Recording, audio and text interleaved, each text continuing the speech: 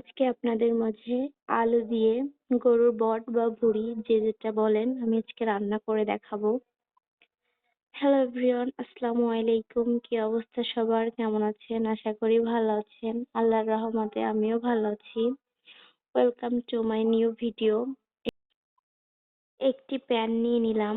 এরপর আমি একটি প্যানে কিছুটা পরিমাণ তেল দিয়ে তেলটা গরম হবার পর আমি এর মধ্যে 2টা তেজপাতা ফেড়ে দিয়ে দিলাম।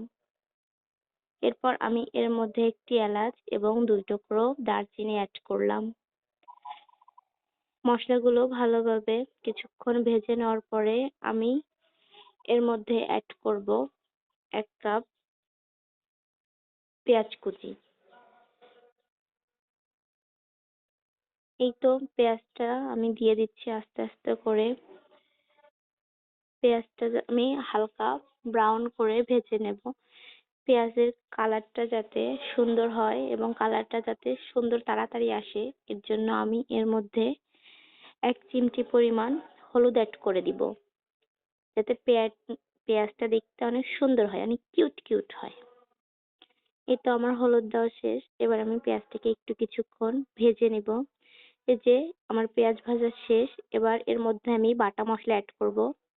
আমি দিয়ে দিলাম 2 টেবিল চামচ পরিমাণ রসুন বাটা, 1 টেবিল চামচ পরিমাণ আদা বাটা, 1 টেবিল চামচ পরিমাণ জিরা বাটা। আমি বাটা মশলাগুলোকে ভালোভাবে কিছুক্ষণ নেড়ে নিব।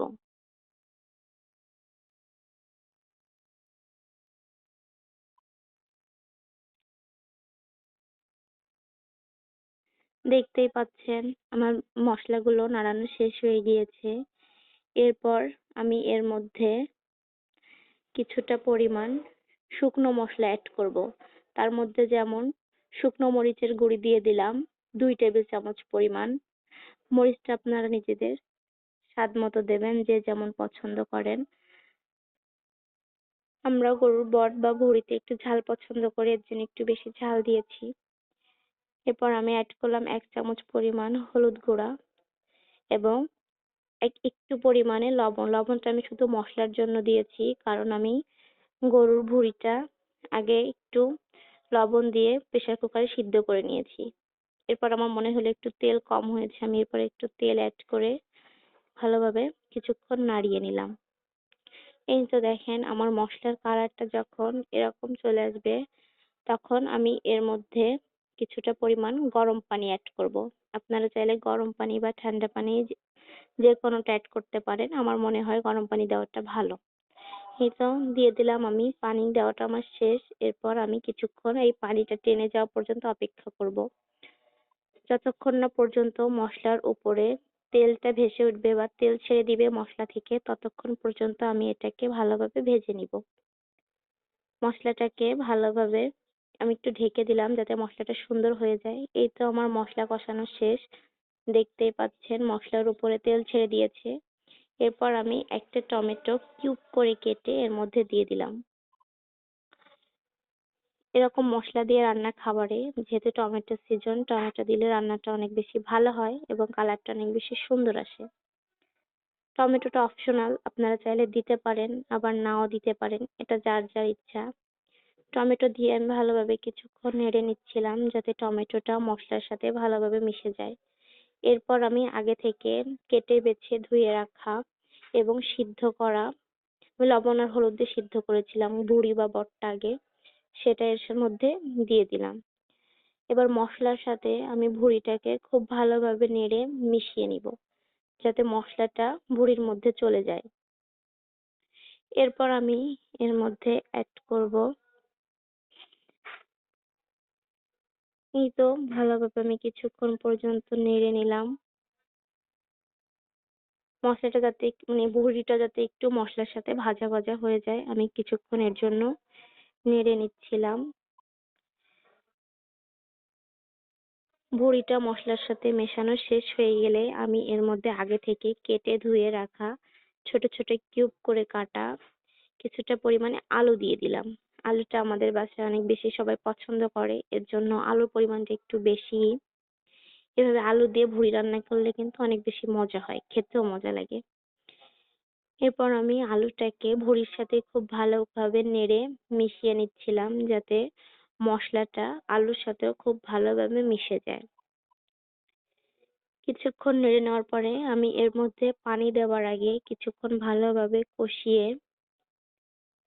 এটাকে নিব যাতে এর মধ্যে হালকা হালকা তেল ছেড়ে দিবে। এরপর আমি এটাকে সুন্দর করে সেট হওয়ার জন্য একটা ঢাকনা দিয়ে কিছুক্ষণের জন্য ঢেকে দিব। এই তো ঢাকনা দিয়ে কিছুক্ষণ আমি ঢেকে দিলাম। এবার আমি ৫ মিনিটের মতো অপেক্ষা করব।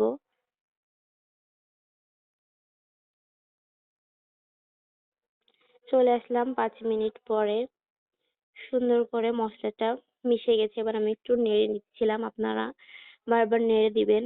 কারণ এর ভেতর পানি দেওয়া নেই, নিচে লেগে যেতে পারে। আরেকটা কথা, এ পর্যায়ে কিন্তু জালটা আপনারা একদম লো টু মিডিয়াম হিটে রাখবেন। ভুঁড়িটা যখন দেখবো ভালোভাবে মসলার সাথে ভুঁড়ি এবং আলু মিশে গিয়েছে, এরপর এমত অবস্থায় আমি পানি এড করব।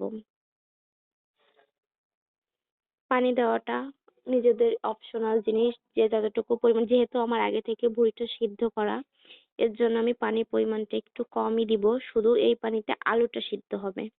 কারণ আমি আলুটা আগে ভেজে নেইনি, এই কারণে এই পানিতে যাতে আলুটা সিদ্ধ হয়ে যায় আমি ঠিক ততটুকু পরিমাণে পানি দিব।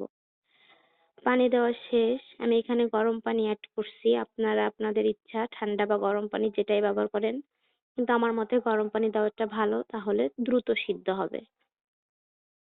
এরপর পানি দিয়ে আমি কিছুক্ষণের জন্য নাড়ানাড়ি করে নিলাম। আমার পানিটা একটু কম মনে হয়েছিল, এরপর আমি আরেকটু পানি এড করলাম।